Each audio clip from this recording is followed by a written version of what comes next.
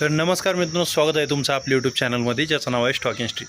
जसं मी तुम्हाला मागच्या व्हिडिओमध्ये सांगितलं होतं की इलेक्शन झाल्यानंतर आपल्याला पेट्रोल आणि डिझेलचे भाव वाढते बघायला भेटू शकतात. तर तेच आता ऐकायला भेटते. बरेचसे न्यूज चॅनल देखील तेच सांगत आहेत. आणि इलेक्शन जे पहिल्या टप्प्यामध्ये बंगालमध्ये झालेलं आहे आणि दुसऱ्या टप्प्यामध्ये 29 तारखेला होणार आहे, म्हणजे 29 एप्रिलला. तर त्यानंतर जर बघितलं आपण, पेट्रोल आणि डिझेलचे भाव आपल्याला खूप मोठ्या प्रमाणात वाढलेले बघायला भेटू शकतात. आता यामध्ये एक निश्चित म्हणजे असं सांगता येणार नाही एक खटी 20 ते 25 रुपयांनी, बरेचसे न्यूज चॅनल म्हणतात 20 ते 25 रुपयांनी, पण मला असं वैयक्तिक वाटतं यापेक्षाही जास्त पेट्रोल आणि डिझेलचे भाव वाढू शकतात. आणि त्यामध्ये एकंदरीत म्हणजे एक खटीने वाढणार, पण थोड्या थोड्या जे आपण म्हणतो टप्प्याटप्प्याने हे भाव वाढत जातील.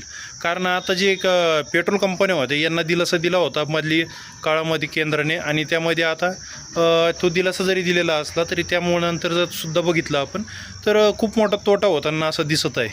आता यामध्ये म्हणजे राजकीय विषयात जायचं नाही आपल्याला, खरं काय खोटं काय, पण जर एक आपण मार्केट ॲनालिसिस करतो आहे तर त्यामध्ये जर बघायचं झालं तर इतर या सर्व गोष्टींचा अभ्यास जर केला आपण, तर जे मी तुम्हाला म्हटलं होतं मंदीचा काळ, तर मंदीचा काळ हळूहळू आपल्याला जाणवायला चालू होणार आहे आणि आपल्याला महागाई बघायला भेटणार आहे. त्यापैकी आता तुम्हाला काय वाटतं, खटी भाव वाढतील पेट्रोल डिझेलचे किंवा थोडे थोडे करून वाढतील? नक्कीच मला कमेंट बॉक्समध्ये कमेंट करून कळवा.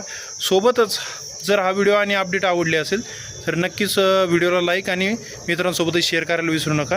आणि चॅनलवर जर नवीन असाल तर चॅनलला आपले सबस्क्राईब करायला विसरू नका आणि बेल आयकॉन देखील दाबा, म्हणजे नवनवीन अपडेट्स तुम्हाला आपल्या चॅनलवर भेटत राहतील. तर भेटत असेच माहितीपूर्ण व्हिडिओमध्ये. तोपर्यंत धन्यवाद.